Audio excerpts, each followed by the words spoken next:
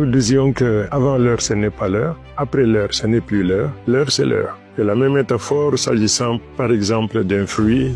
Lorsqu'un fruit est vert, vous le mangez, il risque de vous tuer. Et lorsqu'il est pourri, vous le mangez, vous encourez le même risque. En revanche, quand il est mûr et que toutes ses vertus sont réunies, vous le mangez, il vous nourrit. S'agissant maintenant, pour revenir à votre question, s'agissant du timing, tout au long de son règne, il est arrivé que le président de la République dise, avant de partir, avant de passer la main à une nouvelle génération, je dois prendre toutes les dispositions pour que le Cameroun que je vais leur remettre soit au moins égal à celui que moi-même j'ai hérité. Et le même chef de l'État, à plusieurs de ses sorties, il annonce aussi longtemps qu'il y aura un seul Camerounais qui ne soit pas en mesure de manger à sa faim, de se soigner, d'éduquer ses enfants, nous n'aurons pas fini notre travail. Toutefois, et dans plusieurs de ses déclarations, il dénonce les délinquants à col blanc, ceux-là qui, sans égard à la nation, détroussent, détournent massivement. Ces délinquants à col blanc doivent cesser de porter atteinte ou préjudice à la fortune publique. Ces délinquants rendront gorge. Le président de la République l'a dit une fois, l'a dit deux fois. À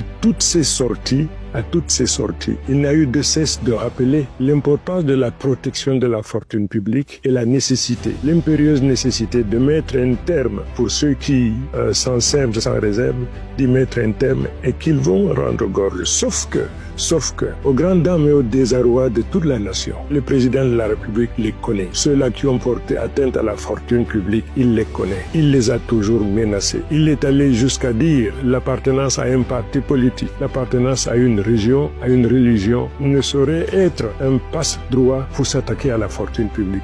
Donc le président de la République sait tout ça. Et pour protéger la fortune publique, il a mis en place le TSC, il a mis le contrôle supérieur de l'État, il a mis la CONAC, il a mis la NIF. Toutes ces institutions qu'il a mises en place, qui témoignent aussi de sa volonté de vouloir protéger la fortune publique. Toutes ces institutions sont là. Malheureusement, le chef de l'État sait quels sont ceux qui ont porté atteinte à la fortune publique. Il ne fait absolument rien pour mettre terme à cette situation. Et malheureusement, notre économie en pâtit. Donc, le président de la République, qui est parfaitement au courant de l'évolution de ce que l'économie de notre nation va à volo et qu'il ne manifeste pas l'intention d'y mettre un terme, je me suis trouvé donc dans l'obligation de prendre la décision qui consiste donc à mettre un terme à ma participation au gouvernement. Parce qu'une fois de plus, quand bien même on aurait ajouté pas seulement 7 ans, 10 ans, notre jeunesse, qui est le gage de la continuité et de la relève générationnelle,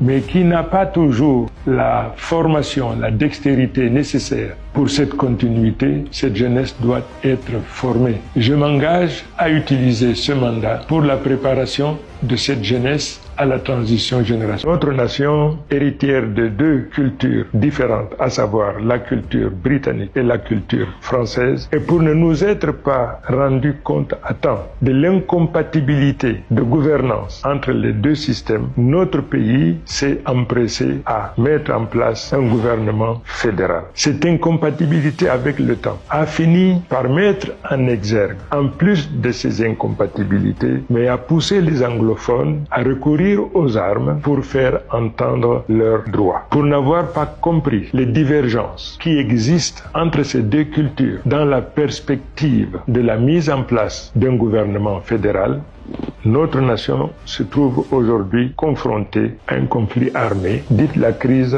anglophone. Parce que nous pensons qu'il est indispensable de revenir à l'administration fédérale de notre nation. Et parce que cette crise a généré beaucoup de peine, beaucoup de douleur, nous pensons qu'il est indispensable, à l'instar de ce que d'autres nations de par le monde ont fait, mettre en place une commission vérité et réconciliation.